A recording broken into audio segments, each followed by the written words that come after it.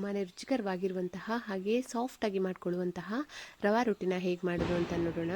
ಮೊದಲನೇದಾಗಿ ನಾನಿಲ್ಲಿ ಉಪ್ಪಿಟ್ಟೆಲ್ಲ ಮಾಡ್ಕೊತೀವಲ್ಲ ಆ ರವಾನ ತಗೊಂಡಿದ್ದೀನಿ. 2 ಕಪ್ ಆಗುವಷ್ಟು ರವಾನ ತಗೊಂಡಿದ್ದೀನಿ. 2 ಕಪ್ ರವೆಗೆ ನಾನು 1 ಕಪ್ ಆಗುವಷ್ಟು ಹಸಿ ತೆಂಗಿನ ತುರಿನ ತಗೊಂಡಿದ್ದೀನಿ. ಹಸಿ ತೆಂಗಿನ ತುರಿನ ಹೆಚ್ಚು ಕಡಿಮೆ ಮಾಡ್ಕೊಳ್ಬೋದು, ಆದರೆ ನಾನಿಲ್ಲಿ 1 ಕಪ್ ಆಗುವಷ್ಟು ತಗೊಂಡಿದ್ದೀನಿ. ಜಾಸ್ತಿ ಹಾಕಿದಷ್ಟು ಟೇಸ್ಟ್ ಚೆನ್ನಾಗಿರುತ್ತೆ ಕಾಯಿ ತುರಿನ. ಈಗ ಕಾಯಿ ತುರಿ ಹಾಕಿದ ಮೇಲೆ ರುಚಿಗೆ ತಕ್ಕಷ್ಟು ಉಪ್ಪನ್ನು ಹಾಕ್ಕೊಳ್ಬೇಕು. ಉಪ್ಪು ಹಾಕಿದ ಮೇಲೆ ಸ್ವಲ್ಪ ಡ್ರೈ ಆಗಿಯೇ ಈ ರೀತಿಯಾಗಿ ಕಲಿಸ್ಕೋಬೇಕು. ಈ ಥರ ಕಲಿಸ್ಕೊಂಡಾದ್ಮೇಲೆ ಇದಕ್ಕೆ ಸ್ವಲ್ಪ ನೀರನ್ನು ಹಾಕಿ ಸ್ವಲ್ಪ ತಿಳುವಾಗಿಯೇ ಕಲಸಿಟ್ಕೋಬೇಕಾಗತ್ತೆ. ಈ ರೀತಿ ಡ್ರೈ ಆಗಿ ಕಲಿಸ್ಕೊಂಡು ಆಮೇಲೆ ನೀರು ಹಾಕಿ ಕಲಿಸ್ಕೋಬೇಕು. ಸ್ವಲ್ಪನೇ ನೀರನ್ನು ಹಾಕ್ಕೊಂಡು ಸ್ವಲ್ಪ ತಿಳುವಾಗಿ ಕಲಸಿಟ್ಕೋಬೇಕು. ನೋಡಿ, ಹೀಗೆ ಈ ರೀತಿಯಾಗಿ ಕಲಿಸ್ಕೊಂಡ್ರೆ ಚೆನ್ನಾಗಿರುತ್ತೆ. ಸ್ವಲ್ಪ ತಿಳುವಾಗಿಯೇ ಕಲಸಿಟ್ಕೋಬೇಕು. ಆಮೇಲೆ ಒಂದು 10 ನಿಮಿಷ ಬಿಡೋ ತನಕ ಇದು ಕರೆಕ್ಟ್ ಆಗುತ್ತೆ. ನೋಡಿ, ಈ ರೀತಿಯಾಗಿ ಸ್ವಲ್ಪ ಲೈಟಾಗಿ ತಿಳುವಾಗಿಯೇ ಕಲಸಿಟ್ಕೋಬೇಕಾಗತ್ತೆ. ಆಮೇಲೆ ಇದು ಸ್ವಲ್ಪ ಗಟ್ಟಿಯಾಗತ್ತೆ. ಈಗ ಇದನ್ನ ಒಂದು ಸೈಡಲ್ಲಿ ಇಟ್ಕೊಂಡು ಇದಕ್ಕೆ ಬೇಕಾಗಿರುವಂತಹ ಚಟ್ನಿನ ಹೇಗೆ ಮಾಡ್ಕೊಳ್ಳೋದು ಅಂತ ನೋಡೋಣ.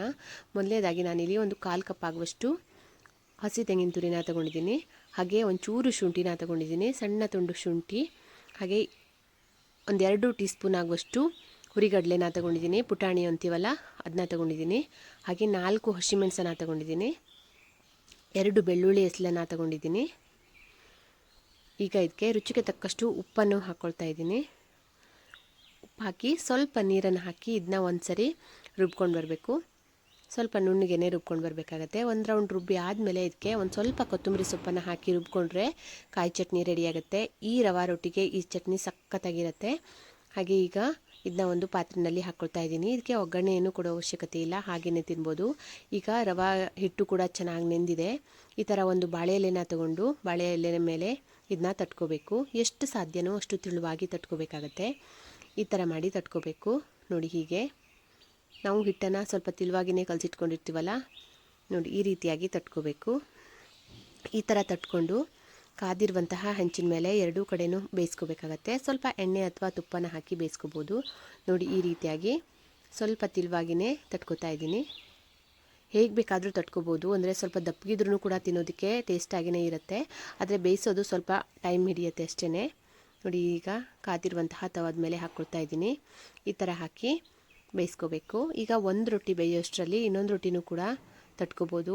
ಬೇಗ ಆಗುತ್ತೆ, ಬೆಳಿಗ್ಗಿನ ತಿಂಡಿಗೆಲ್ಲ ಮಾಡ್ಕೊಂಡು ಬಿಡ್ಬೋದು. ನೋಡಿ, ಈ ರೀತಿಯಾಗಿ ತಟ್ಕೋಬೇಕಾಗತ್ತೆ. ಈ ಥರ ತಟ್ಕೊಂಡು 2 ಕಡೆನೂ ಎಣ್ಣೆ ಅಥವಾ ತುಪ್ಪ ಹಾಕಿ ಬೇಯಿಸ್ಕೊಂಡ್ರೆ ತುಂಬಾ ರುಚಿಕರವಾಗಿರುವಂತಹ ರೊಟ್ಟಿ ರೆಡಿಯಾಗುತ್ತೆ. ನೋಡಿ, ಹೀಗೆ ಈ ಥರ ಎಷ್ಟು ದೊಡ್ಡದಾಗಿ ಬೇಕಾದರೂ ತಟ್ಕೋಬೋದು. ಈ ಥರ ಮಾಡಿ ತಟ್ಕೋಬೇಕಾಗತ್ತೆ. ಈ ಥರ ತಟ್ಕೊಂಡು ಬೇಯಿಸ್ಕೋಬೇಕು. ನೋಡಿ, ಈಗ ಒಂದು ಸೈಡ್ ಬೆಂದಿದೆ. ಇದಕ್ಕೆ ಸ್ವಲ್ಪ ಎಣ್ಣೆನ ಹಾಕ್ಕೊಳ್ತಾ ಇದ್ದೀನಿ.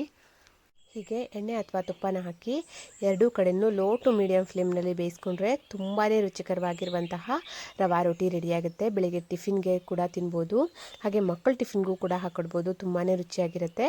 ಒಂದು ಸರಿ ಟ್ರೈ ಮಾಡಿ ಹೇಗಿತ್ತು ಅಂತ ನನಗೆ ಕಮೆಂಟ್ ಮಾಡಿ ತಿಳಿಸಿ. ಹಾಗೆ ನನ್ನ ಈ ವಿಡಿಯೋ ನಿಮಗೆ ಇಷ್ಟ ಆಗಿದ್ದರೆ ಪ್ಲೀಸ್ ಲೈಕ್, ಶೇರ್, ಕಮೆಂಟ್ ಮಾಡಿ. ಹಾಗೆ ಯಾರೆಲ್ಲ ಮೊದಲನೇ ಸರಿ ನನ್ನ ವಿಡಿಯೋನ ನೋಡ್ತಾ ಇದ್ದೀರಾ ಪ್ಲೀಸ್ ಸಬ್ಸ್ಕ್ರೈಬ್ ಮಾಡ್ಕೊಳ್ಳಿ. ಹಾಗೆ ಪಕ್ಕದಲ್ಲಿರುವಂತಹ ಬೆಲ್ ಐಕಾನ್ನ ಕ್ಲಿಕ್ ಮಾಡಿ.